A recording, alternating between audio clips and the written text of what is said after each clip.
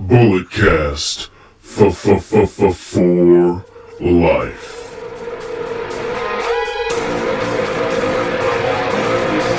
Get up, this is a revolution. This is our time to rise. Look deep within your mind, look deep into the hate in my eyes.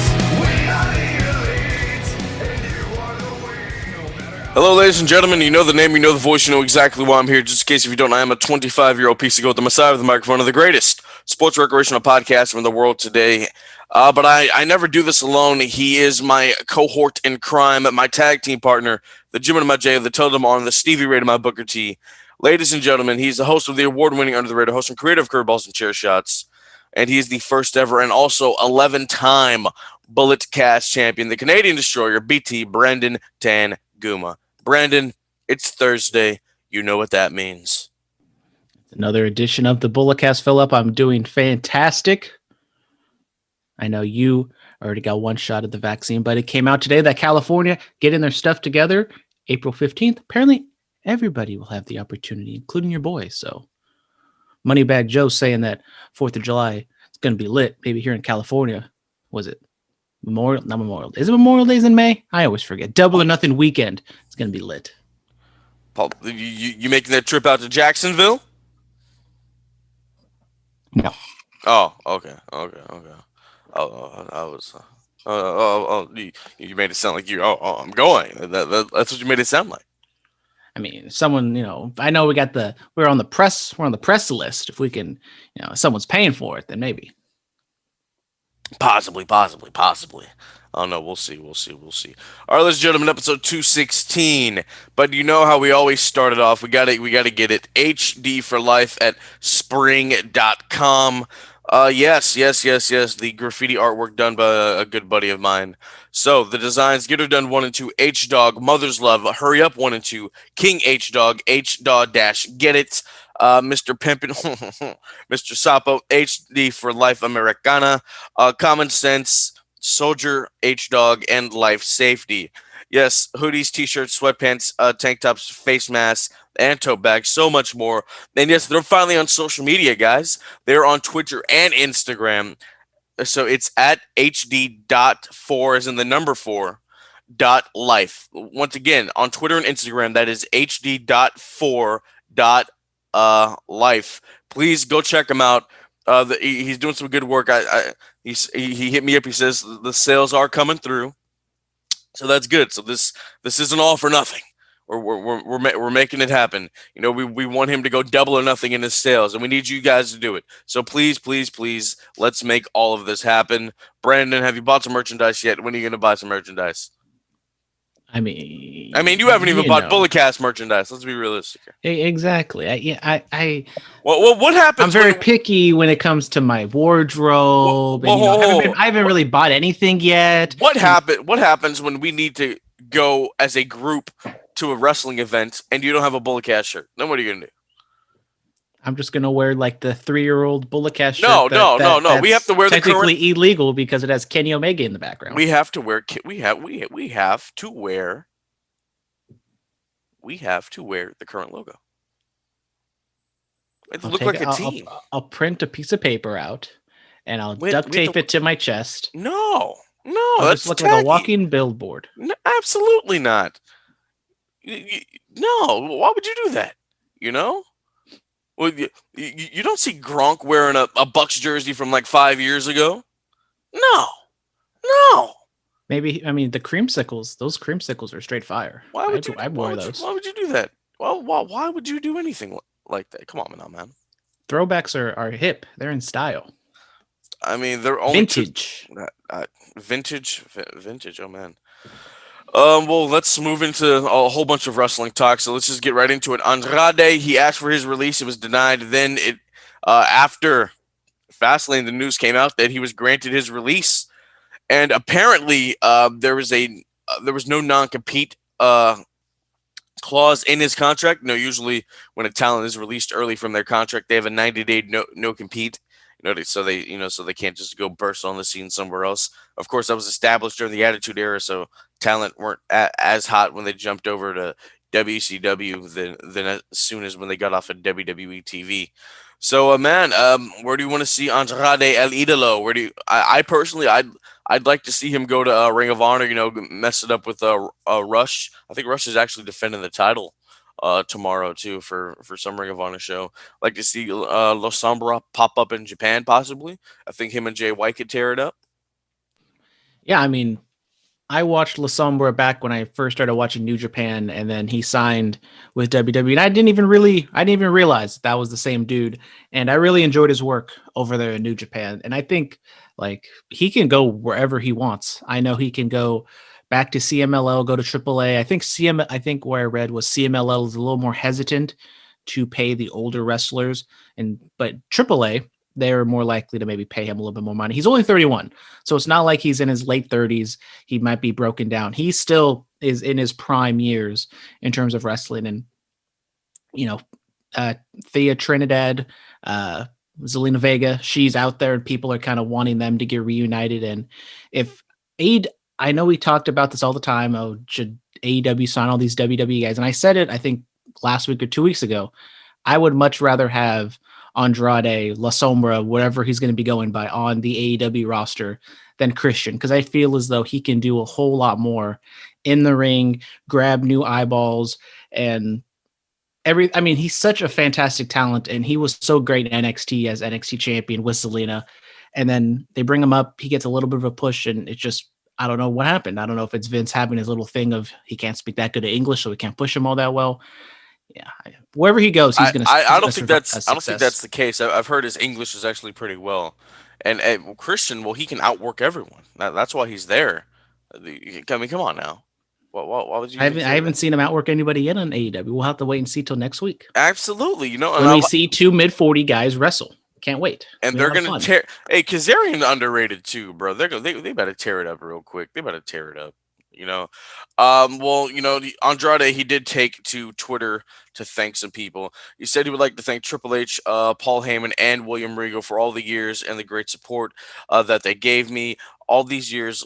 Also to the fans who were always supporting me. A big hug to all the talent and workers who always behaved kindly to me. So it's nice. He doesn't sound bitter, which that's good because that's the typical leave WWE and be bitter and angry, which that got kind of stale kind of fast. Because everybody was doing that except for like Show or like a Christian or EC3 where they didn't bury the company, they didn't bury Vince, they just said, hey, it was time to move on, and I like that. I prefer people do that anyway. You know what I mean? You don't want to burn your bridges.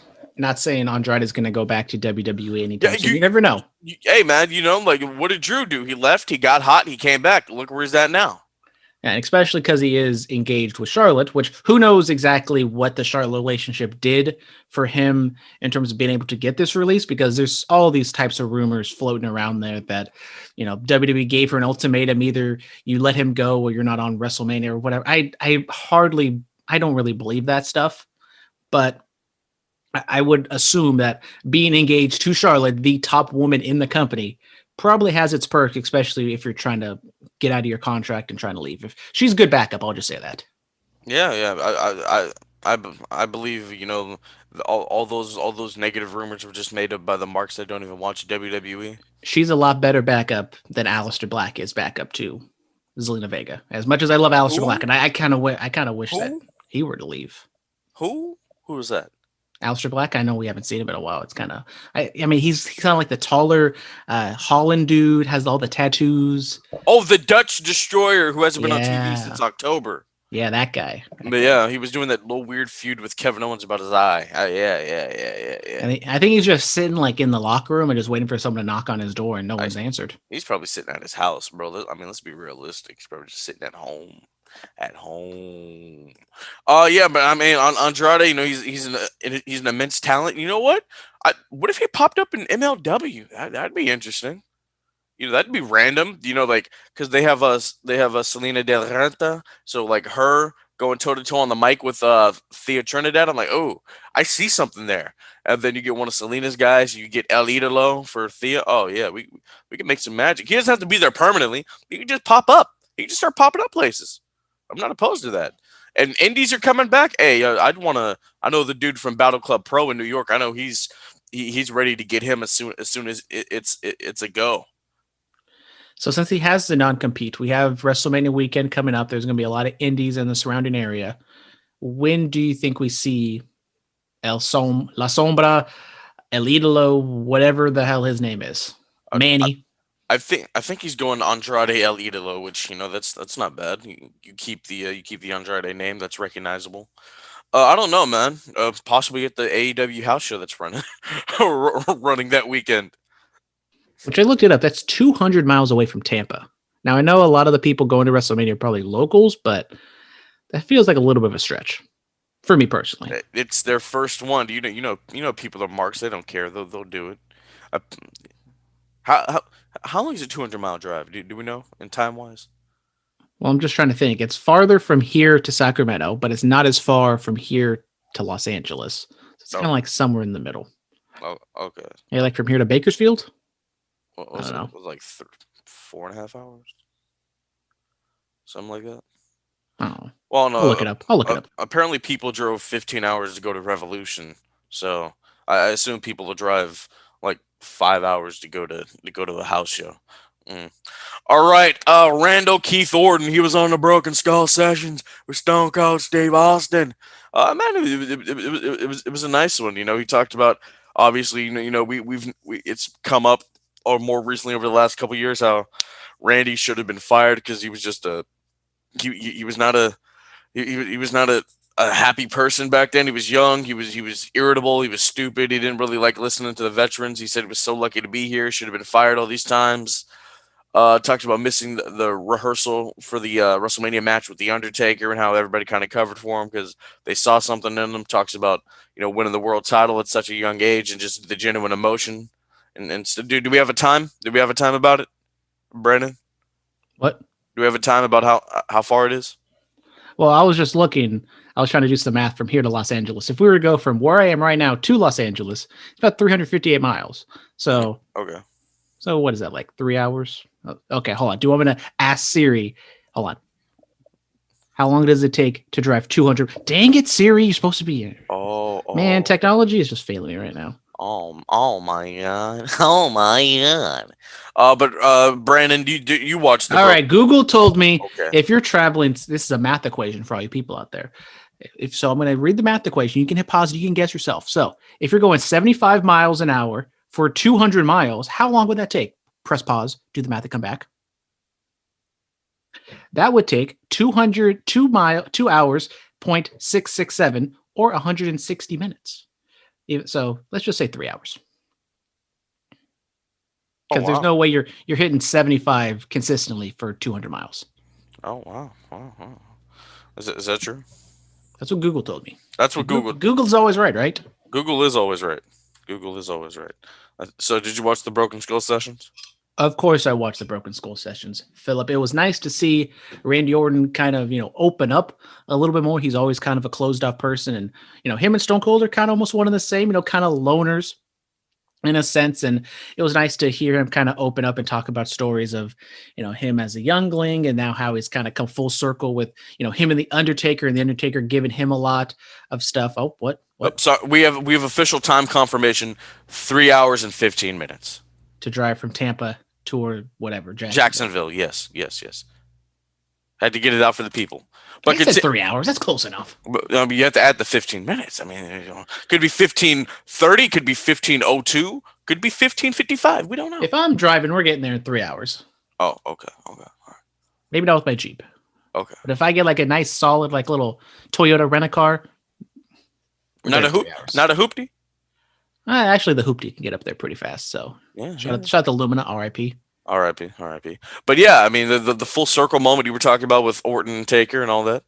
And then going back, and then he didn't even really want to work with Drew McIntyre, but then he started working with him, and it was nice to kind of get to know him and work with him, and being able. And honestly, I think he said like the Beth Phoenix promo he cut when there were still fans, and that was like one of his best promos that he cut. And I gotta agree with him. I think Randy, as much as I kind of dog on him in terms of like his in-ring work, his promos in 2020 were absolutely phenomenal. I thought he definitely stepped his game up on the microphone. And I mean, he kind of recognized that. And Yeah, I mean, overall, it was entertaining. 1 hour and 45 minutes.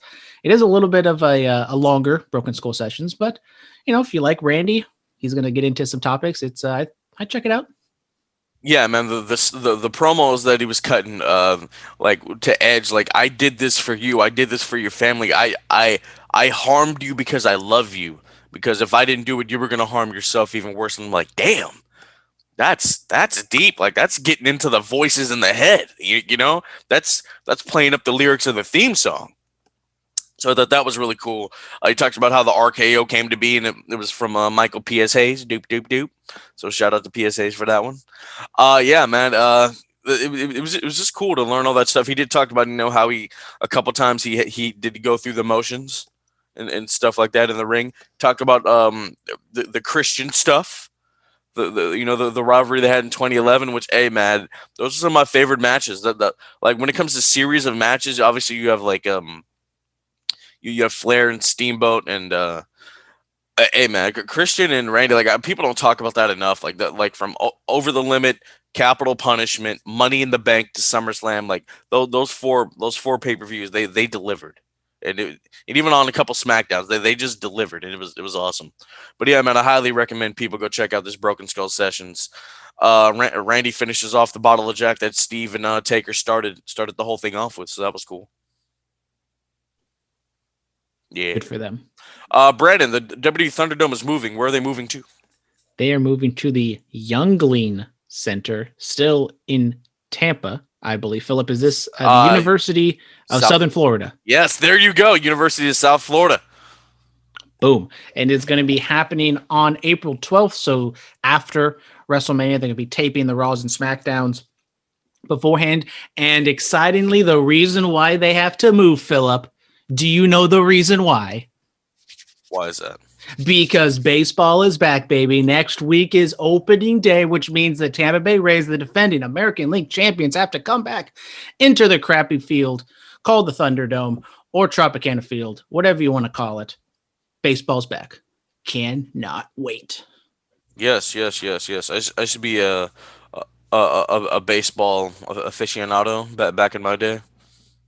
Philip, people want to follow me on the Twitter machine at Brandon Tanguma _. You can see I just put out a tweet the last time the A's were hosting a game with fans in attendance was against those Tampa Bay Rays in the Coliseum on the wild card game. We don't actually talk about what happened during that game, but your boy was there, and someone posted a photo the last time fans were in attendance, and there's your boy just yelling, looking like an idiot. So go check that out. Oh wow, that's amazing. The A's were my favorite team when I was a kid. When I used to watch baseball and play it. Then I discovered wrestling, and I never looked back, Brandon. Or you can be like me and just love both. You see, when I love something, I throw all my love into one thing. And if we're gonna be real, as much as I love talking wrestling, baseball's always gonna be number one. Gonna be 100 with you. Oh, damn! You keep it in 100. Baseball's gonna always be number one. How come you haven't had a podcast called Keeping It 100, Brandon? I feel like somebody's already done that though. Probably. Yeah. With a little emoji as the. Yeah. You know. All right, outside of the ring, Batista, he will not be going into the Hall of Fame this year. Sad face. Well, he was supposed to go in last year, but because certain things happened, it's being delayed because he has other projects to do. Talk about this, Brandon. So yeah, they haven't exactly explained this. At least I haven't really seen it, but they're going to combine the 2020 Hall of Fame with the 2021 Hall of Fame. They're still going to have a induction ceremony at the Thunderdome, fans virtually, and maybe there's going to be some old timers there in the building. But Batista came out and said, I can't do it, got some other obligations. And he said that I want, when things get back to normal, I will be inducted. Can't wait to do it and have fans there. Hey, bro, when that happened, I was like, damn, so that's basically the company saying he's more valuable. The rest of y'all can go in. That's kind of what it sounded like. Honestly, the Hall of Fame ceremony is just like a live event house show to begin with. Like there's no actual Hall of Fame. There's no, people take pride in it, but it's more of an event than anything. They're working on it. It's an actual Hall of Fame in name. They got the ring. You got the ring, you know. I know, but I'm just saying, like, the reason they kind of do it is to hold the event, charge tickets, bring in even more revenue because they don't have. God forbid they don't have enough money. And it's a business. You have to constantly make money. I mean, come on, man. We'll just we'll just not charge for this one event. That'd be like not charging admission for a Raw. You know what I'm saying? Or a SmackDown. That just doesn't make any sense. The A's did it for one game. But it's the A's. They're broke and they don't have any fans. Yeah, well, exactly. That's why I love them. I mean, I guess. Or ASMR now? ASMR podcast? Mukbang. We should do a mukbang together, Brandon. No? What are we eating? I'll do a mukbang for like some salad or something. Yeah? Give me like a nice spaghetti mukbang. Oh man. I don't really watch any of those videos.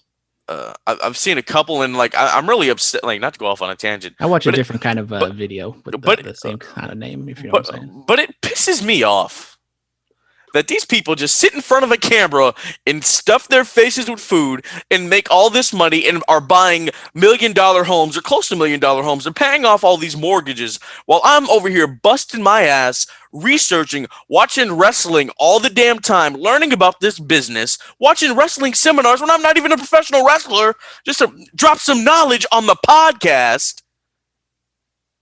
And they just sit on their ass, eat, and collect all this money. It pisses me off. I mean, it really. I think I've seen like maybe there's this Asian girl I've seen, and then there's this other like black girl that I've seen, and they just like dunk like a big old crab claw just in a gallon full of butter, and they just slurp it all up, and apparently you make money off of that. I mean, yeah, hell of a job. I saw like this. It's like this couple. They were like eating like some Chipotle. They were eating like.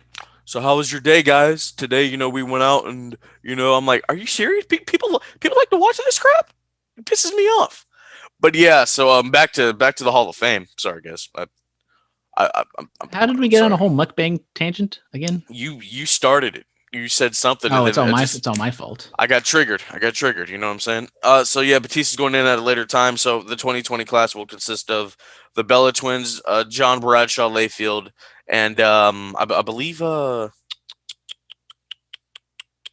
British Bulldog. It wasn't the NWO in there too? Oh yeah, well, yeah, that's right. Yeah, and then so the 2021 class will include Eric Bischoff, Molly Holly, and it's gotta be Kane. Congratulations to the mayor of Knox County, Tennessee. He's up for re-election. Make sure you vote if you're listening to this in Knox County. Kane is a very intelligent individual. Yeah, man. So congratulations to Kane. That was announced on the bump of the Undertaker. They were reminiscent about their Mania matches and their careers and whatnot. And Taker was like, "Oh yeah, by the way, you're going in this year." So congratulations to Glenn Jacobs, man. Who would have thought that the guy that wrestled as Da Bomb or Isaac Yankem, Fake Diesel, would become Kane and have this awesome career and go on the Hall of Fame? And he was only world champion twice. That's crazy, right? That's how you know you've made it when you're such an important character and fixture in the business, and you only held the world title like once or twice. That's what's up. And that first reign was only for like 24 hours. Absolutely, because Austin got it right back. But yeah, I mean, as you said, definitely well deserving. As much as I kind of poo-poo on the Hall of Fame, Kane deserves it. Great Khali. I mean, it's the Great Khali. We're not talking about that here. No, hell no. Good for them. Hell no. But as I said earlier, since the Hall of Fame is more of a event and you want to bring people in, I always thought because you have like such little, like, not saying Kane's like a headliner, but I thought he could always be that second from the top guy. And maybe now because Batista is gone, that they need to like look around and try to find a somewhat of a marquee name. And I mean, if Kane is technically like the headliner now, I guess, right? Yeah. So I could see. I mean, for like a B-level Hall of Fame, I have no problem with Kane getting in. Oh, it's fine. They're working on a physical Hall of Fame, Brandon. Okay. I hope they do. Access is the Hall of Fame. That the one time a year when they break it out. There you go. They're going to go to Universal Studios and they're going to like buy out the Impact Zone and they're going to just build their Hall of Fame on top of that because that's what WWE does. Honestly, I could see them putting it like in Florida or Connecticut, or probably Connecticut because that's where the warehouse is. I think it makes more sense to put it in Florida, especially if you put it in Orlando, buy the PC. You can make a day out of it, go to Disney World, go to Universal Studios, go to the Hall of Fame, Go to NXT show possibly. make a week out of it. Yeah, yeah. Actually, that would make more sense. They should do that. All right, Dark Side of the Ring Confidential. Brandon, did you know this existed? I do. It's kind of like the extended cuts of the Dark Side of the Rings. Yes, yes. The Conrad Thompson. Yeah, he just hosts everything. He's everywhere. He is everywhere. Mortgages, podcast on Vice now. He's with Evan and Jason, the creators of Dark Side of the Ring, and they play the whole episode, and during the commercial, during the commercial, they come back and then they break and like, all right, so what was the purpose of like this right here? And like they talk I think they did the Montreal Screwjob and the Gino Hernandez. I think those are the two that have aired for Confidential, but it's cool, man.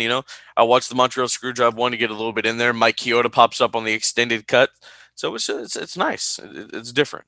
It gives you a little taste before season 3 comes out. Yeah, a little buffer till you get to season 3. I will say I recommended Dark Side of the Ring to one of my friends who he kind of watches wrestling a little bit. He doesn't. I keep trying to push him to watch like AEW and like the good stuff, but he just doesn't get around to watching. I told him watch Dark Side of the Ring. He watched every single episode in like 3 days. He was just that hooked on them.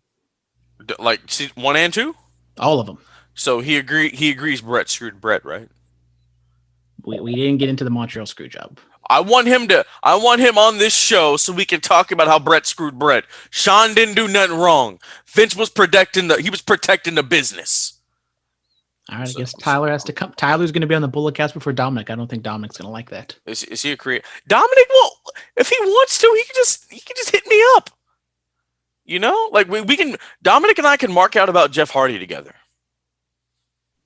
I did see a TikTok where it was like the peak Jeff Hardy is like after he won the WWE title and he was on SmackDown and there was confetti flying.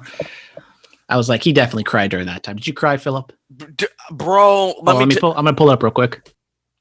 Bro, let me tell you, man. I mean, when Armageddon 2008, December 14th. Remember like it was yesterday.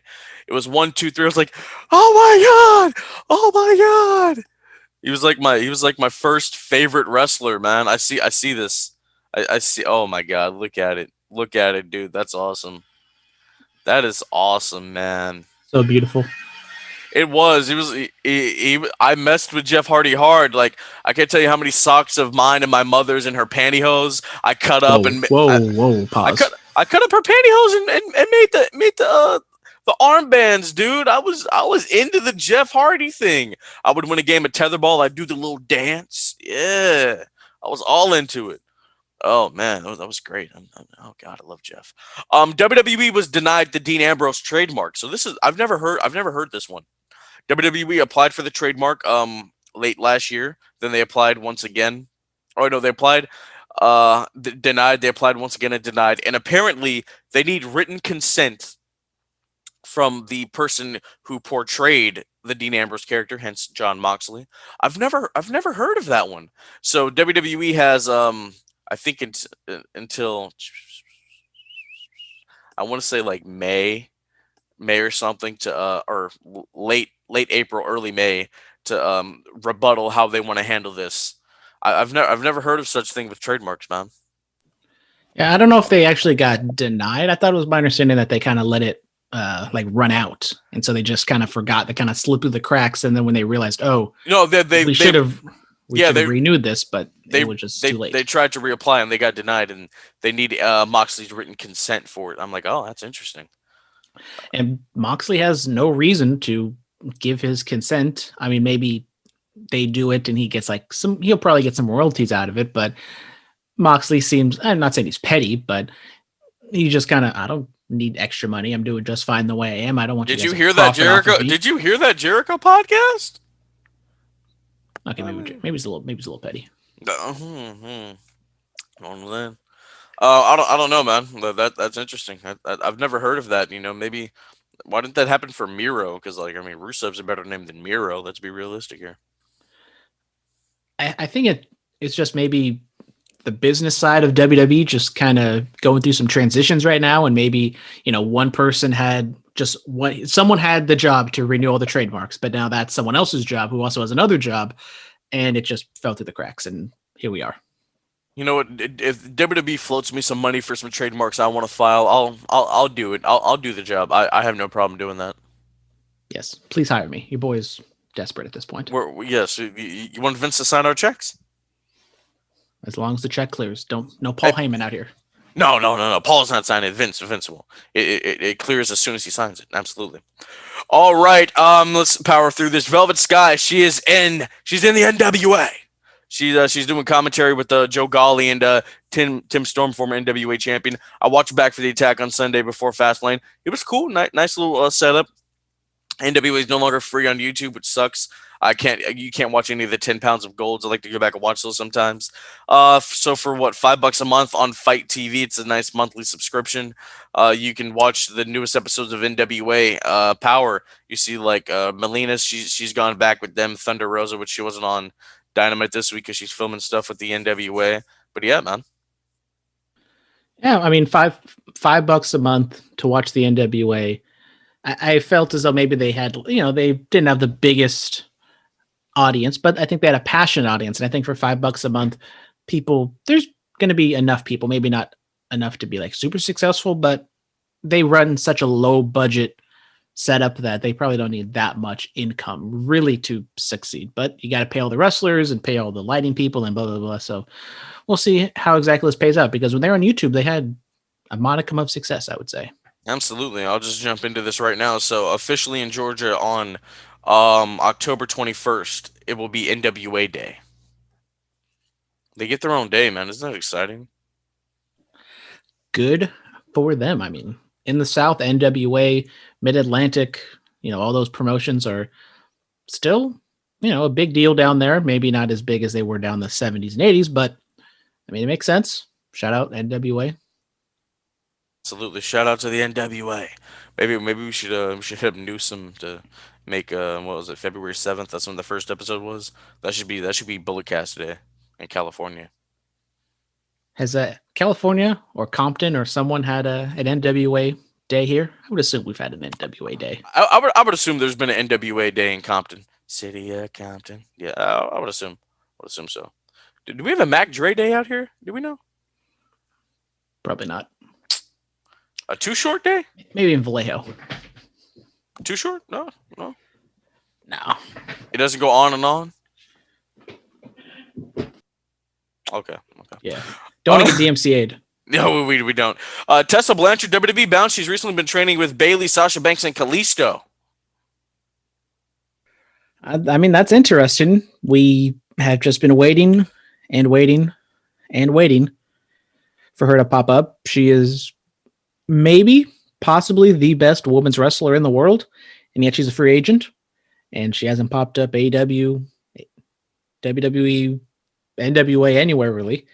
I mean, I think she's done some things down in Mexico, but I've always said if she's going to get her stuff together, she's going to get her act together, I think the only place she's going to really straighten up would be in WWE. They don't want to add a woman to the Pinnacle? They don't want to do that?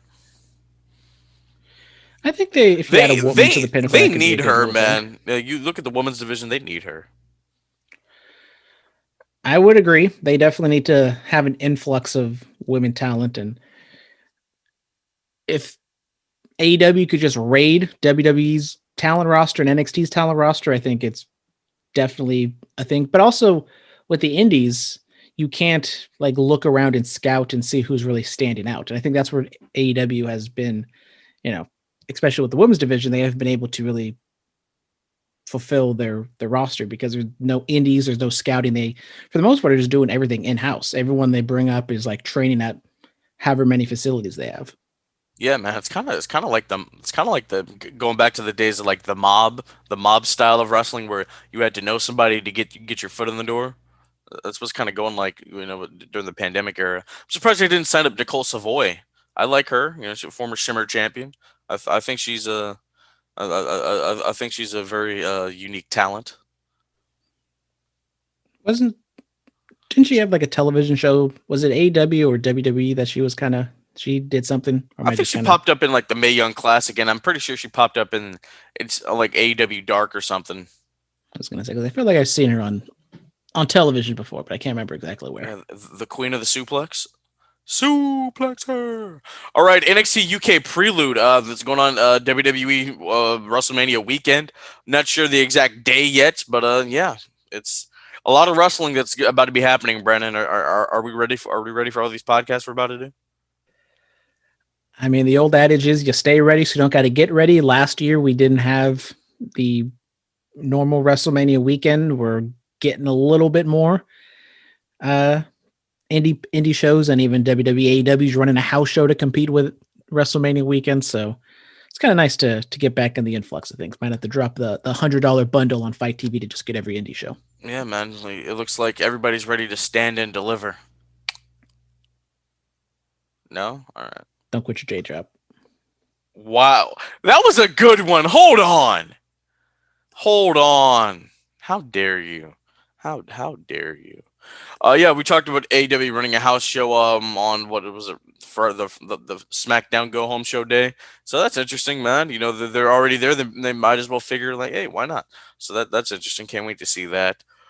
Hopefully, there's gonna be some footage of it. All right, this day in wrestling, Bob Backlund versus Nick Bockwinkel ended in a double countout at a house show in 1979. Hogan and Warriors signed the contract for the WrestleMania 6 match in 1990 on Primetime Wrestling. Raw in 97, The Rock defeats Bret Hart via disqualification. Raw this day in 2002, I think it was Austin versus Kurt Angle, if I'm not mistaken. SmackDown this day in 2008, Jericho defeats MVP. SmackDown 2014, Batista defeats Sheamus. Raw 2019, Drew McIntyre defeats Dean Ambrose in I think it was like a no holds barred or falls count anywhere match, something like that. Yeah. Any things about the things that happened on this day? Do you see clearly with a bitter place and a broken dream? No birthdays. No birthday. Yeah, I looked. I was like, really? Nobody was born? That's interesting. First time in a while. I know I missed a birthday. I missed birthdays last week. I forgot who they were, but if you're wrestling, your birthday was last week on Thursday. Happy birthday, guys! All right, Hootie Who 420 fan mail. Hootie Who. Motion graphics are back, and night 2 of Mania is bloody lit. The cock can take my money now. Oh man, the motion graphics are back. I've sorely missed those. You know, the ruthless aggression era. Those were part of my childhood, man. Yeah, seen the Bianca Belair and Sasha Banks one most prominently. Phillip, your thoughts? There's been I know on Twitter a couple days ago there was kind of a call to action to get them to be the main event of night 1. Do you think that's actually going to happen? Do you think they're going to be pressured to do it? It needs to happen, man. I mean, you know, like I'm actually going to record with Sir Wilkins from the Jobbeteers podcast later on, and we're going to get into a discussion about that. It needs to happen. Like, it's not just like, I mean, you know, WWE, they like to be, oh, this is the first time ever we're making history. Like, look, forget the history, man. Like, let's look at night 1. What's on there? Lashley and Drew. It's going to be cool, which I think Lashley needs to retain, in my personal opinion. But I mean, if the WWE title's not in the main event of night 1, it's not going to hurt anything, because how often was it in the main event? Like in the last couple years, let's be realistic. Not very many. You know what I'm saying? Put Sasha and Bianca on night 1 in the main event, the last match. Not co-main events. No, the last match on night 1. Give them 25 minutes. 25 minutes. Let them tear it up. So that I can hop on this podcast and be like, God damn, that was good. When Bianca won the Royal Rumble, I said they should main event a WrestleMania with Sasha and Bianca. Now, I'm just looking at how they've booked them thus far. I feel like either Bianca or Sasha are like losing every single week in distraction finish tag matches with Tamina. And it's like, I feel if they were to do it, it would just, like, I understand it's a big deal, but I just feel like they're just doing it to say they did it and just pat themselves on the back, when in actuality, they didn't build it up to make it a WrestleMania main event caliber match. We have 3 more episodes of SmackDown tomorrow, and then 2 more after that. If they can build it up pretty quick, okay. You know, they did get lost in the, like, honestly, they didn't need to wrestle for the titles at Fastlane. They didn't need to do that. They could have just built it up. They could have had a segment on the show. They just keep building it up. We didn't need that. So they got to build it up pretty quick in these next 3 episodes. 2 weeks to try to make this match seem like a worthy WrestleMania main event.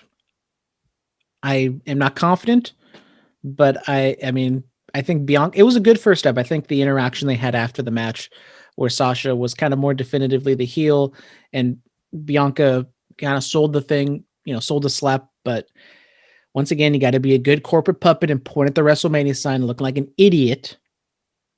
But How? You're pointing at the sign.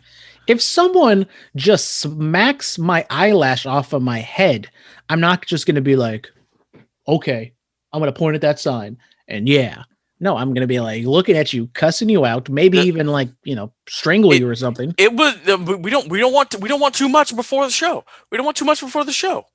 It's like, okay, I'm gonna handle you there. I'm gonna take what's yours there. I'm gonna whoop that ass on the biggest stage that there's ever been. All right. That's all that was. That's all that was, man. I would be perfectly fine if one person points at the WrestleMania sign a WrestleMania season. But no, it feels like every single time they hint at a WrestleMania match, you got to point to the dumb sign. You have to point at the sign. You don't have to. Yeah. I mean, it adds the gravitas. Like when Triple H came back in 2011, he walked up to the Undertaker. They didn't say a single word, bro. He looked at that sign. He looked at him, pointed at it a little bit, and like, all right, let's do this. That's the Which was 10 years ago. But that's the so now we have 10 more years of sign pointing of the sign. It's the power of the sign. POS. I agree. PMS. POS. PMS. Talk about women, and you just go to PMS. No, Power Mega Super.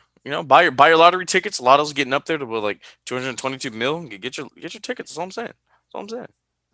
All right, Alfie Lewis. Oh, he's the guy that he wrote to you and you never responded, Brandon. You remember that?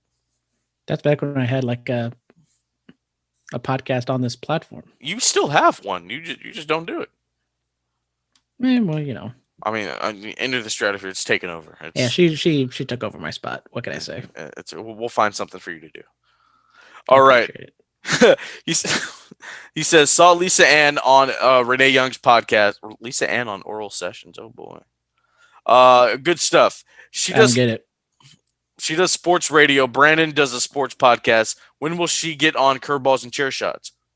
When are you gonna have Lisa Ann on Curveballs and Chair Shots, Brandon? I mean, I don't exactly know who this Lisa Ann person is, but if she has a successful sports radio podcast, I will look up Lisa Ann for us. Okay. I'll look her up. All right. Keep going. So if she has a successful sports podcast, I haven't, I don't know too much about her. I haven't really, listened to her things. I did see she was on Renee Young's podcast. I checked out a little bit of the clips every now and then. I checked out like a clip or two on YouTube. If you checked out the clip, then you should know who she is. I mean, I know that she was on the podcast. I don't really know who she is and like what she does. She is an adult entertainment actress. Oh, okay. Yes. So, she coming on your show? I mean, we're desperate for guests at this point. So, have you guys ever had a guest on there? She wants to come on the show. She can come on the show. Have you guys ever had like an interview guest on there? We have not had an official guest. We've done collaborations. Okay. Lisa Ann. Oh my. Oh Jesus. All right. So maybe that'll happen for him. A buddy of mine wanted me to get her on Complex Conversations, and I'm like, dude, I don't know what to say. That'd be so awkward, Just be so awkward.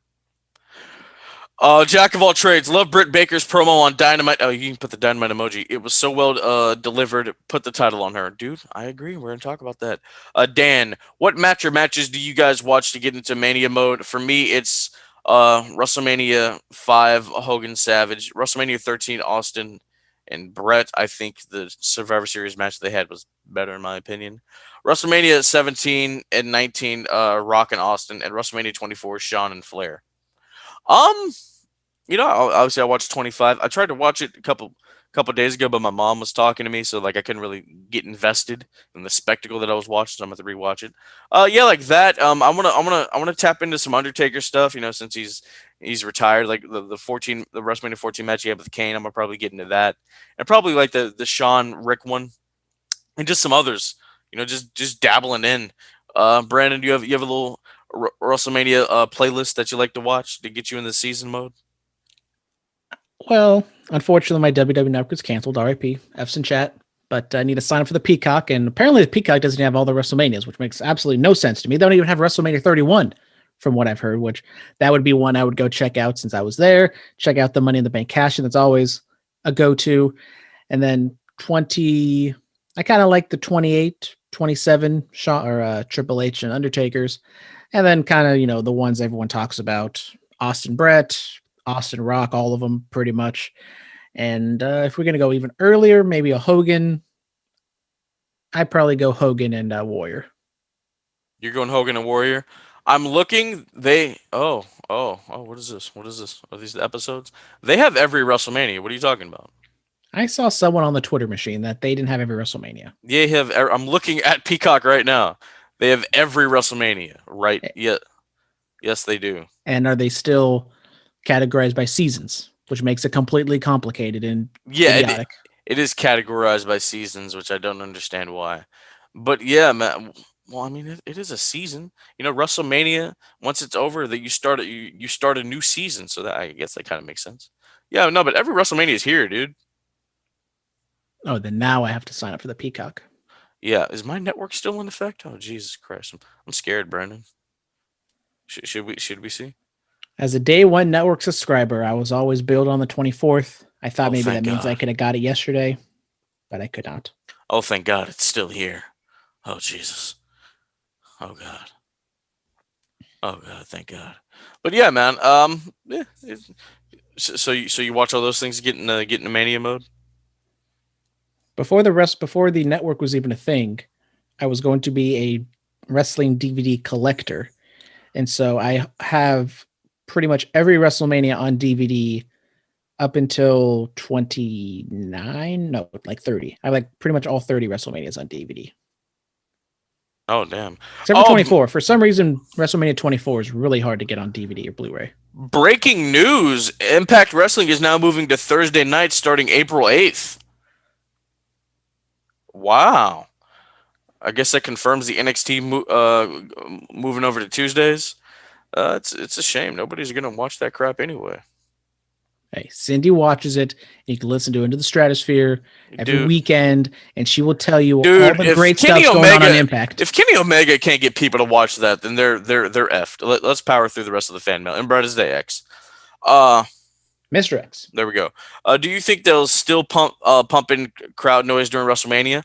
I don't know. Oh, one of my customers, gave me a scoop. So the Raw after Mania, they're the friends and family of the performers are going to be the crowd. You know. And who is this customer who's got the inside scoop? Well, his buddy, he showed me some pictures. His buddy works lighting at WWE. I was like, oh, that's what's up, dude. That's what's up. So yeah, he's going to Mania, and I'm like, all right, I told him to make a bullet cast sign. Hopefully he does it. Yeah, man. So we'll see. He said if it doesn't sound like the Mania crowd usually, because it's not going to. It's not gonna be like that. All the Europe guys are chanting all these chants and whatnot. They're so loyal to WWE, even though they only had one pay-per-view like almost 30 years ago. Well, even on regular WrestleManias, the crowd is always, as much as there's so many people, they're like 70, 80,000 people, you don't hear that much because it just goes up into the air and it doesn't get concaved in. Can we go back to WrestleMania being in arenas? I mean, atmosphere-wise, that would just be absolutely insane. But that would be dope. Like, what if they ran the Chase Center, bro? The tickets would be so expensive, and they would make way more money running a stadium than running a building. I know that. I'm just saying, what if they can do? If wishes were fishes, the world would be an ocean, as JR said in SmackDown versus Raw 2006 or something. Hey, okay, I see you. All right, bringing out the old commentary. Damn, that just brought back so many memories. Tougher than a $2 steak, Brandon. All right, AEW run a pay per view at the Chase Center. How about that? Does that work for you? Hey, probably let's go to the Cow Palace, That's true. That's true. which I'm still waiting for my California AEW show. Not even a Bay Area one, just a California one. In general, we'll drive down to Death Valley or wherever. All right. I wouldn't mind seeing Rhea win the title at Mania to make up for her loss last year. But then again, that means Asuka could suffer another title loss since Charlotte beat her at 34. I'm conflicted. Well, dude, I mean, you look at like Shawn and Hunter, some of the best matches in Mania history. They lost a lot. So I mean, like, hey, it happens. Yeah, I know people will be upset if Asuka loses, but I think it's time to get the title off of her. I do. She's still holding on to it ever since she got it when Becky got pregnant, right? It's still the same reign. No, it's not.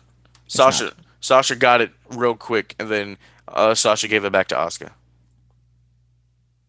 So she's pretty much been the champion of the entire pandemic, let's just say. But kind of like Drew, yeah. Well, he lost it, Hell in a Cell, and then got it right back. Which Randy Orton should still be the WWE. I mean, I'm happy for Bobby, but I'm saying Randy should have had a longer run, and then Bobby could have beat Randy, and it would have meant more. You know what I'm saying? That's all I'm saying. Is that the last question? No, it's not. There are two more. Because I knew we were going to talk about Rhea arriving, so I don't know if we just wanted to go into that. Yeah. All right, I'm getting calls from New York. Jesus. I gained a new appreciation for Randy Orton after watching his episode of Broken Skull Sessions. He's more relatable than I thought he would be. Randy's a great guy, you know? You people hate on Randy. I love him. Do you think Jay when Lethal... you people, you mean me? Yes. You. Okay, just want to make sure. Do you think Jay Lethal can recapture the Ring of Honor World title against Rush this Friday? I have no idea. Let Rush keep the title, in my personal opinion. All right, Randy Orton versus The Fiend has been made official for WrestleMania. People have been saying Bray's looking a little more trim. Some people are speculating that that's Bo Dallas in that suit. I don't think so. You know, Bray, he's been off TV for a while. He's just been hitting the gym. Just been getting trimmed up, getting leaned up, eating steaks and greens and salad, you know. And steaks and weights, Tucky. Whatever happened to Tucky? He turns on Otis, and then he just never does anything again. Yeah, he's still chasing after the 24/7 title. Who is 24/7 champion now? Do we know? We forgot on Fastlane that Eric Bugenhagen or whatever, just as an Old Spice guy, was the 24/7. Wait! How did he beat Bad Bunny? Bad Bunny just gave the title to R-Truth because, yeah. Come on, Phillip. You need to be on the 24/7 title lineage. I can keep up with it. I mean, like, I have a shirt. I got a Peter Rosenberg shirt. You know, the greatest 24/7 champion of all time. Bad Bunny was like, Truth, this title means more to you than it means to me. It's your baby son. He just gave it to him. So Bad Bunny doing a Charlotte, not even doing the job on the way out of the territory, just giving the title. Wait, so we can just give titles away?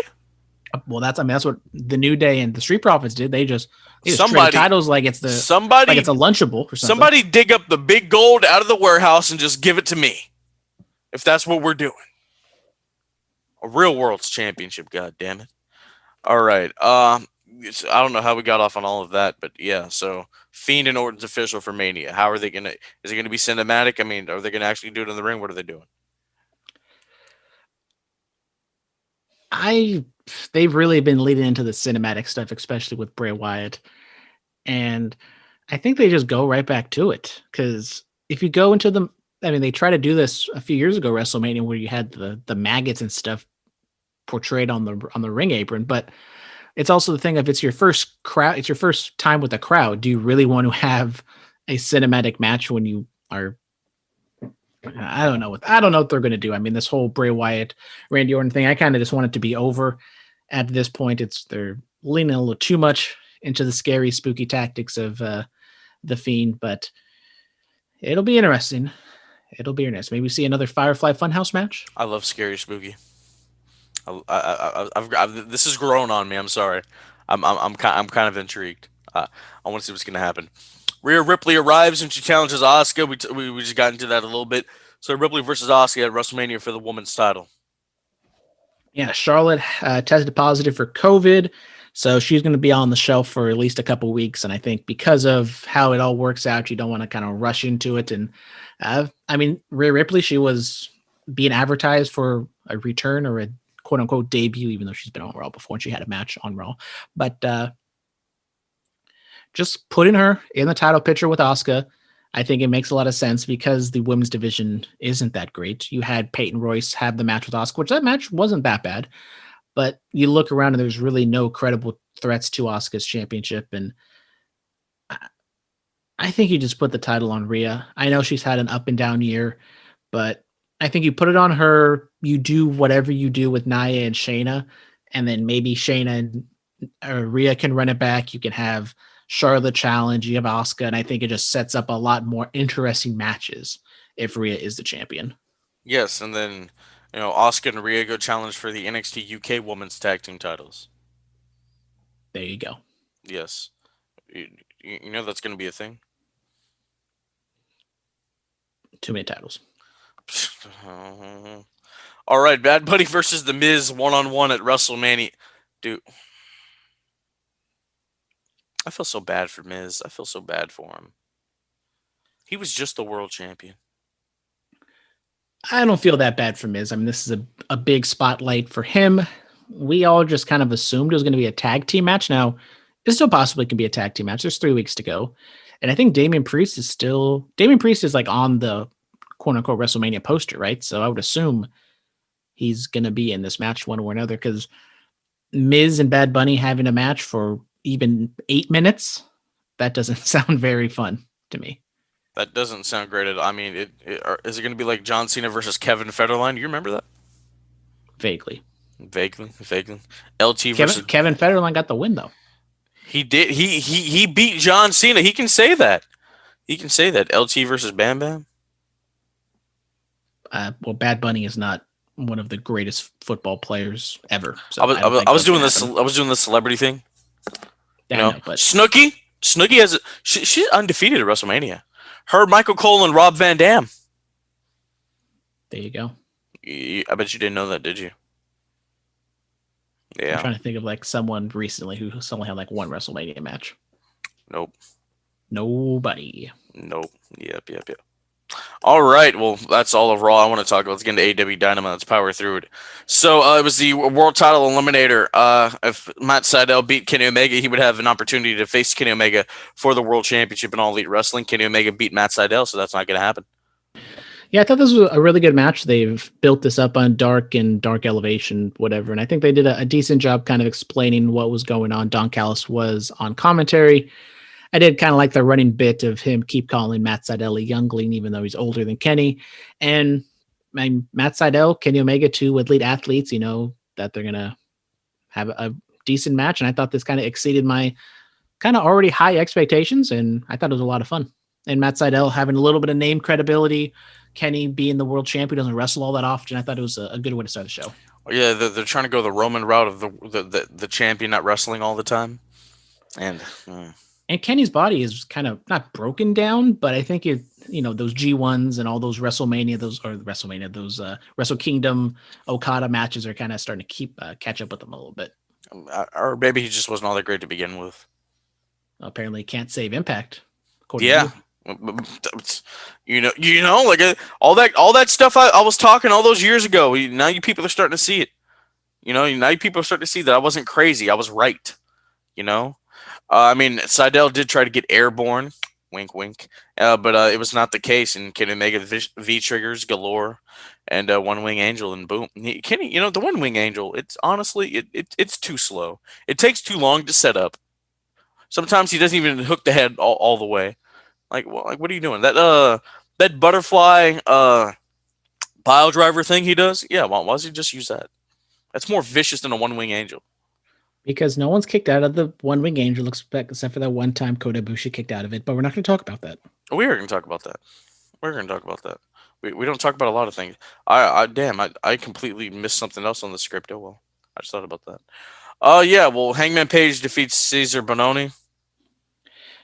Quick match, get in and out. Hangman establish him, getting a win. I did like the little interaction he had with Dark Order, getting a little being the elite in there, but it wasn't too detrimental to Hangman. So just kind of a match to remind you Hangman's here.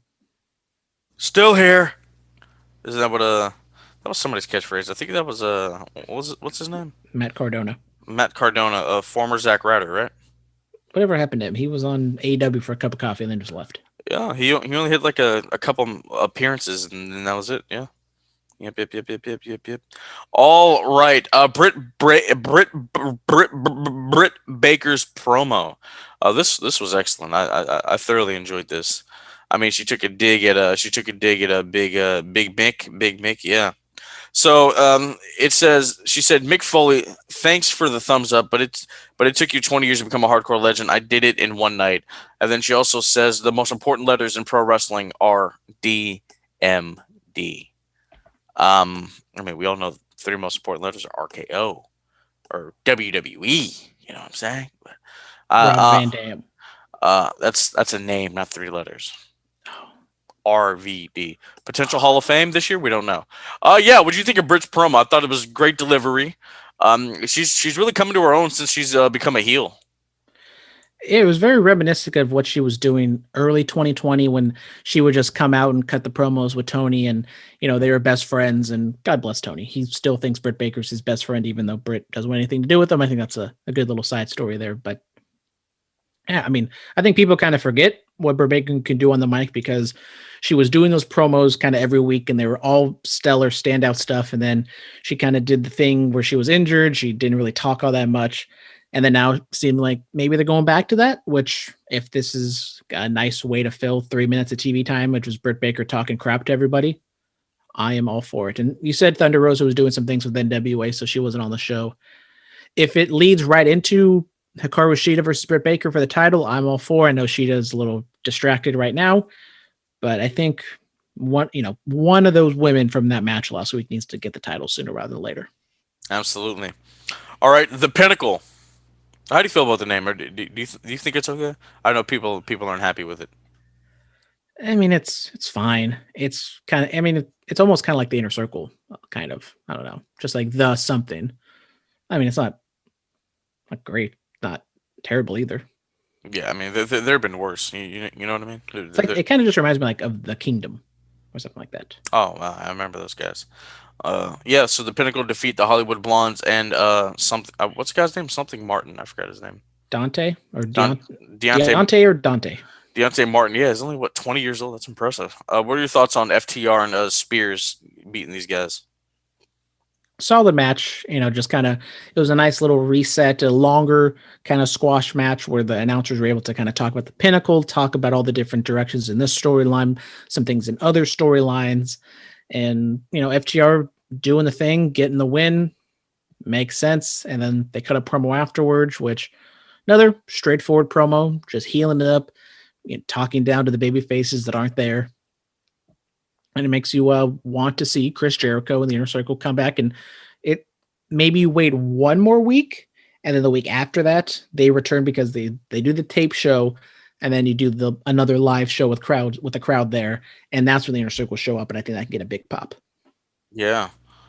What was it? Cash Wheeler said, "I don't got no wife or kids, but these men are my family, and I will die for them." He will die for those men. Dax Harwood says that the marquee says professional wrestling, and that's what we do best. I thought Dax had a really good promo. I know Tully usually speaks for them, but it was I thought everyone kind of performed here, especially after I think they over-delivered on the promo. Absolutely. Then we get QT Marshall is being interviewed by Tony Schiavone, and he talks about how he's upset, he's frustrated, how he's just Cody's friend. That's just what people know him as. It talks about winning the Bunkhouse Stampede, and he says he wants an exhibition match with Cody. Cody comes out there. Cody's one of the drip lords in pro wrestling. Like, I know Seth's drip has been on point lately, but Cody, he's one of the OG drip lords. You know what I'm saying? So comes out there, takes off the headset. He has a sling. He's like, you know what? All right, fine. We can have your little exhibition, sure. So next week we get Cody versus QT. So we just forgot about Pentagon. Yeah, that's what I was kind of thinking of. Is he had the sling out there, so obviously either selling or a legitimate injury to his shoulder from the Pentagon thing. I know Pac is injured, so he's going to be out for a couple of weeks. So maybe they're kind of putting that on ice for right now. But the whole QT thing, even going back to Revolution or whatever they did the thing where he took forever to show up. It was like, why should we care? Why should we care about QT Marshall and him being, butthurt that he's not getting the respect he deserves? And then he challenges Cody. I mean, it was like, okay. And then just randomly putting Arn Anderson as a special guest referee just screams Swerve to me, which I hope they don't do. Swerve, bro. Bro. I don't know, man. I mean, a wise man once said, never trust Arn Anderson. Never trust a horseman? No, just never trust Arn Anderson. Oh, okay. Just specifically Arn Anderson. Never trust that man. I trust Arn Anderson. I trust that man with my life. Never trust him. It's fine. I don't understand why we're not getting some more out of the Pentagon thing. I mean, Prince of Pro Wrestling versus Lord of Lucha Libre, that had some money. You could have made some of that. Could have made some of that, man. But it's whatever. The thing is, like, what do we gain out of this? Does Cody just beat him and we move on with our lives? Because if QT does something to Cody, Cody's going to want to get something up on QT. And I don't want to see QT Marshall and Cody in like a 20-minute, blood feud match. Have we? I mean, like, we've never seen QT like really wrestle, So he's the dude in the 6-man tag matches who's like a little overweight and balding, and then just for some reason out of nowhere he hits like a sloppy moonsault. And it's like, okay, dude, like, come on, settle down. Are you just mad because you can't do a moonsault, Brandon? I think if you give me enough time, I think I could do one that's maybe kind of similar to QT Marshall's. By August, I want to see you hit a moonsault. All right. Nobody in the pool, though. I can just a straight backflip moonsault. Oh, we're not going to a ring? I'll call up Ugwa real quick. Okay. I mean, I think I can pull off a beautiful Kurt Angle missed moonsault. Possibly, dude. I don't know what we're gonna do with this. And then we get a commercial for Roads to the Top, the new reality series coming to TNT, starring who? Cody and Brandy Rhodes. What? You get their own reality show too? That's awesome. Which means I guess Under the Radar has to come back just so I can hit you with the reality show recaps. Yeah, absolutely. I mean, you haven't been doing Ms. and Mrs. Like, what's been going on, man? I can't remember what. I know Ms. and Mrs. is coming back though. It's going to be in like this week or next week or something. I don't know. I know. It's coming here soon. Are you going to do Wipeout with John Cena?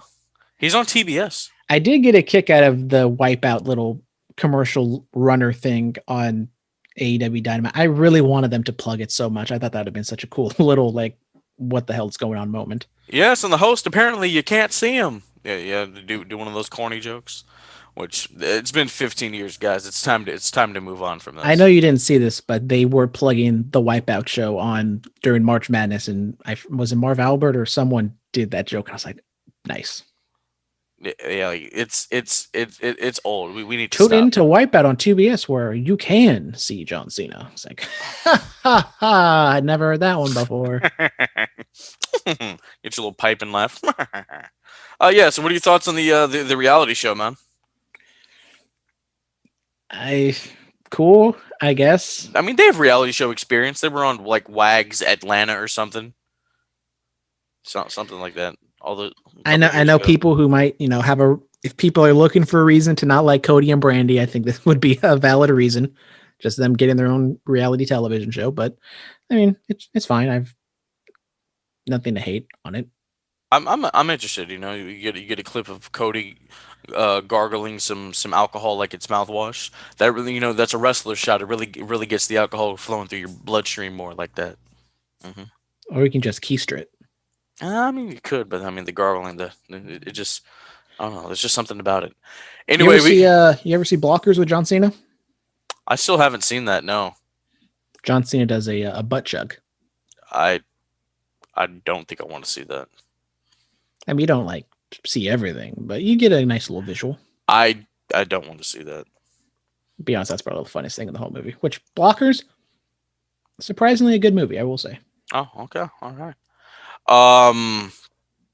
Lucha Bros and Laredo Kid defeat the Young Bucks and Brandon Cutler. I didn't know Brandon could fly. Can all Brandons fly? As I told you earlier, us Brandons are very aerodynamic. I'm gonna ask Brandon from GSW if he's aerodynamic. I might be a little bottom heavy right now. I went to the gym yesterday, weighed myself, not a pretty sight, but I'm going to get on my grind. I'm going to be flying through the air. I will be an eagle. Fly like an eagle. You gonna have some of those abs? You gonna have Big Show abs? Yeah, I mean, it's just going to be like one big protruding hard ab. Just one big ab. Okay, okay.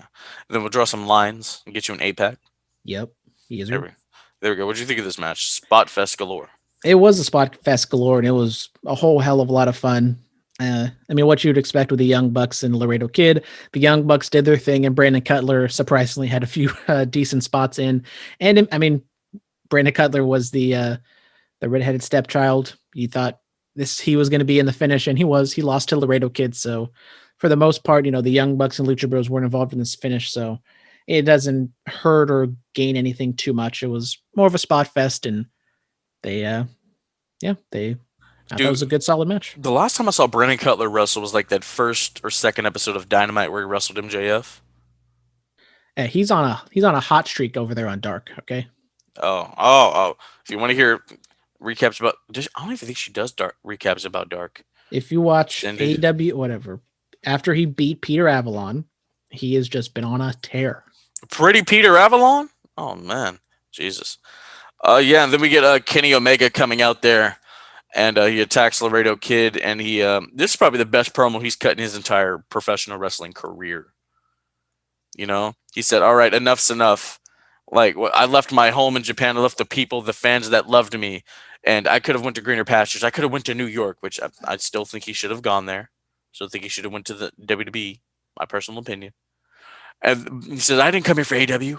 I came here for you guys. I chose you guys. Because 30 years ago we had a vision, which I mean, really, it was the Young Bucks and Cody. Kenny's taking credit for stuff he didn't really even do. Anyway. And he's like, all right, too sweet for the hard cam. And then they just walk away, and Kenny gets super kicked or something. And then the Good Brothers come out there and pick him up. So the Elite is officially no more. Sad times. Sad times. I agree with you. I really enjoyed this Kenny Omega promo. I keep saying less DDT Kenny, more New Japan Kenny. Be serious, be a heel. And this is exactly what he was doing. He came out, he was serious. He had his quips every now and then that I was like, okay, I can take or leave those. But I agree. I thought this was a phenomenal. I'm not going to sit here and say it was his best promo ever.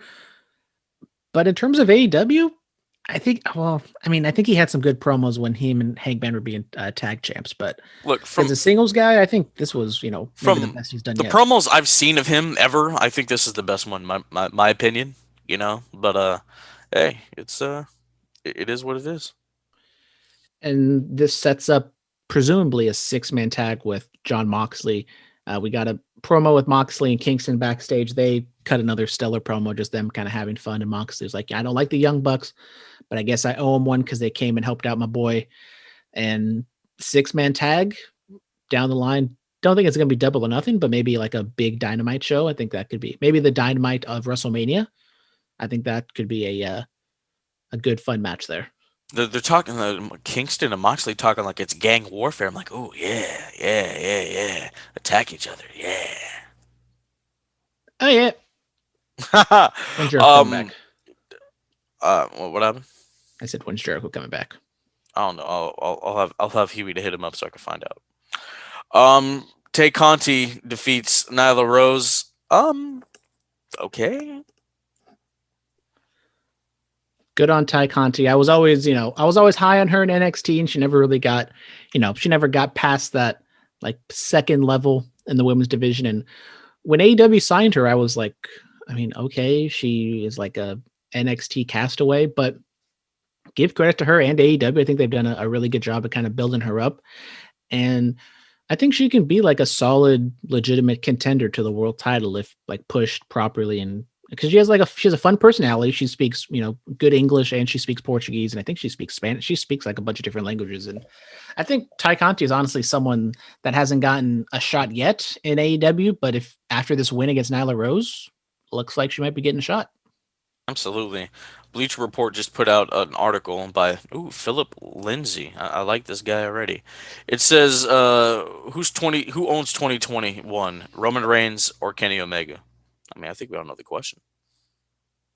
I think we all know the answer to that. After going 2021 is too early to tell, but if it's 2020, it's Roman. I probably got to go with Roman. Well, I mean, we got to remember Kenny had the tag title match at the beginning of 2020, which I mean, come on, man. Like, who's the better? Who's on top? Like, it's Roman. It's not even a question. He consistently has been the best thing since he's come back in August. He's consistently in the conversation for what was good this week. Well, Roman said this and that, you know. Kenny's acting like a dumbass with women sweeping in his entrance. Kenny, I think, won the first half.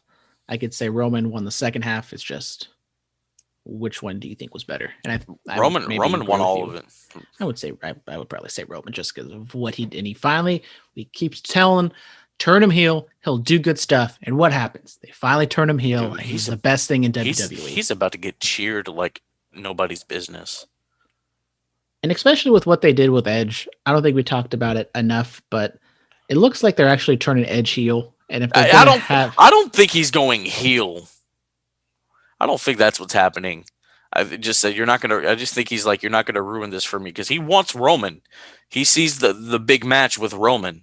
I mean, Daniel's good. DB is nice, but I mean the match people want to see is Edge versus Roman. Yeah, but with what they've done with SmackDown these past couple of weeks, and then even the finish, it's come out that it's going to be a triple threat match. You have Daniel Bryan, who's going to be cheered no matter what happens.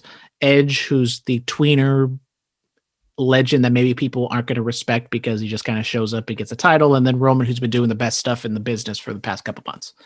So I would have just kept it Edge, straightforward babyface, but maybe they didn't have faith in him or saw metrics that kind of tilted that Edge isn't the answer. How are you going to? How do we get into a WWE conversation? Because you're the one that said Roman had a better year than Kenny. I mean, I only brought it up because we're talking AEW. Kenny's the champion over there. Well, we didn't talk SmackDown, and we didn't. We had Fastlane, and I wanted to bring up something I forgot to talk about. Oh, okay. Darby retains against Johnny Hungy. It happened. Phenomenal match from these two guys. John Silver. I mean, both these guys undersized. I think. John Silver even more so than Darby Allin, which is kind of interesting to look at. And, solid match. Sting is involved, kind of getting into it with the Dark Order a little bit, which Dark Order are baby faces. You can't change anyone's mind, but Sting didn't attack him, so no one's going to be turning on Sting anytime soon. But speaking of Sting, we didn't talk about Lance Archer, cut a promo, kind of calling out Sting, kind of leaning more into a one-on-one with Lance, or is it just kind of Lance doing his thing? And just, probably Lance doing his thing. And Team Taz had a little promo too, saying that Cage apologized to everybody. And Cage giving Taz the side eye, but then ultimately just swallows his pride and says, "Yep." Who better? We're not done with that. We're not done with that. It's going to be interesting to see where all this lies. When's Sting going to have an actual wrestling match? Tony Khan said that they plan to have an actual live wrestling match with Sting. And similar to the Randy Orton, Bray Wyatt thing, when you have fans in attendance, I don't know if you exactly want to go to a cinematic match. So I know they had fans at Revolution, but Sting and Lance Archer just kind of walking through a 12-minute brawl, I don't know if that really gets anybody excited. Give him 5 minutes, have Archer beat him, call it a day. Lisa Ann is live on Instagram. She's just popping up all throughout this episode today, guys. Superstar Spotlight. Who do we got? I'm looking at the world, the world of professional wrestling. I'll give it to Andrade. He's free. Let him go tear it up somewhere. And I'm going to give it to Kenny Omega. I think for the first time ever, getting a Superstar Spotlight for a promo and not a match. I'm getting a call from Death Valley. Do you think it's Taker? It might be Taker. There's only one way to find out, right? Or it's someone saying that your social security has been compromised. Let's find out. Live on the Bulletcast. Hello? Hello. This is to know notify you that your social security number. Bam! I got it. Let's go. Oh my god, that's funny. All right, promo pick of the week: Shawn Michaels, the Slammy Awards, Monday Night Raw, December 14th, 2009. He accepts the Slammy for the match of the year, which was him and Taker at Mania 25. And then he says, "No, I can beat you." And then this starts the wheels turning for the match they had at 26.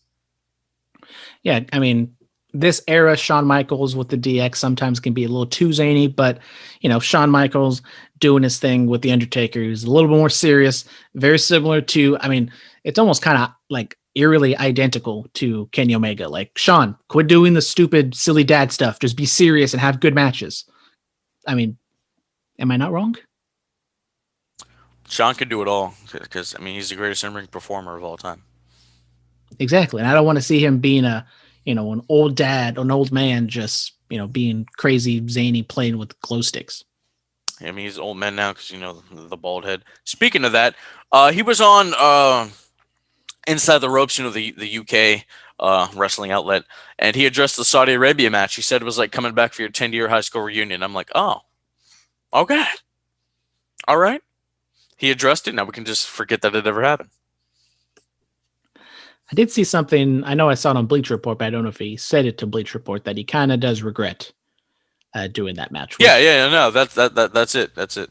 He just come back and wrestle Adam Cole or AJ Styles, and we will forgive it all. Which we did see Shawn Michaels in NXT this week. Yeah, twice. Mm-hmm. Never know.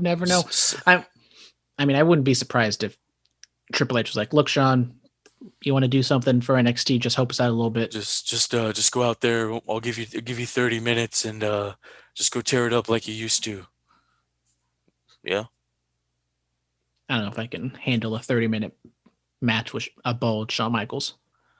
Okay, well, let's give him some. Let's let the hair grow back, and then let him borrow like the hair was Jax's wig or something. The hair was peeking out under the cowboy hat, so there's some hair there. He's got some quarantine lettuce.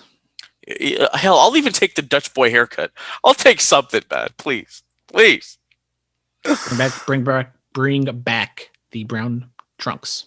Oh yes, those are so infamous now they're famous. What's our match pick of the week? Well, the higher ups told me that I have to pick an underrated WrestleMania match, and then we just went through about 5 different matches that apparently I've already picked before. So I'm going deep into the archives. We're gonna go because I am the guy who, when we do the pay-per-view recaps, I got to give respect to the pre-show. So I'm going to give respect to WrestleMania 33 pre-show.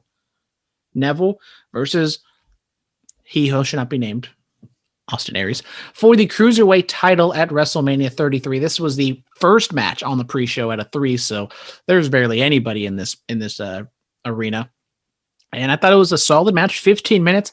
I think this was in the very early days of the Bulletcast, and we were talking about this match should be, on the regular show, should have been more because it was like the one Cruiserweight storyline that actually kind of meant something. And then they throw it on like an hour before WrestleMania actually starts in front of like 20,000 people. And yeah, they still delivered, still a solid, good, athletic match, but still not what it could have been. Yes, I remember that day very fondly. Oh, man. April 4th, 2017, Austin Aries and Pac or Neville tearing it up for the Cruiserweight title. Those were good times. Oh, Austin. Oh, Austin. What went wrong? What went wrong, Brandon? I don't know. I don't know if it was just his true colors showing, but ever since that Impact thing where he just walked off and flipped everyone off, that's he addressed on downhill from here. He addressed it in a Chris Van Vliet interview. He's like, "Yeah, we're still talking about it, aren't we? That was the point." So, it was a work shoot. You worked yourself into a shoot, brother. All right, ladies and gentlemen, this is Hulk Hogan being the host of WrestleMania. Phillip, why? Follow Black Wrestling Podcast. They X'd out his face, which is right. That's the right thing to do. Look, man, we give it to Bailey. Bailey or hell wasn't Naomi's from what? Orlando, Tampa, same crap. Big E, he can host too. I don't care. Like we just we just Give it to Kyrie Sane. She just does the whole thing on the pirate ship. I she's not even with the company anymore. She's a brand ambassador. She couldn't wrestle on a Stardom show or whatever because she was linked to WWE. I guess that's whatever, dude. Look, I mean, nobody wants to see Hogan. Let's just be real. Nobody wants to see him. He can just go to his Hogan Beach shop shack or something. Yeah, just be done with it. All right. Follow us on Twitter and tweet us questions, please. Twitter @BulletCast, Instagram BulletCast, YouTube channel BulletCast. Emails BulletCast2 is in the number 2 sweet SWET@gmail.com. 104.7 FM KAPU Watsonville, Friday nights at 11 p.m. to midnight. iTunes, Stitcher, TuneIn, iHeartRadio, Anchor, Spotify, Patreon. We're all over the damn place. Brandon may bring Under the Radar back for the the Roads to Glory reality series that's popping up. He may even talk some NXT on his Under the Radar, which should come back as NXT's hyping up. And Into the Stratosphere will be out this weekend. This has been one of the longer episodes of the Bulletcast we've done in quite some time. Stay clean, stay strong, stay safe, stay quarantined. Diamonds are forever. So is the Microphone Messiah. Back up on my feet. Red alert, this is gonna burn when your face is. This has been the Bulletcast. Thank you for listening.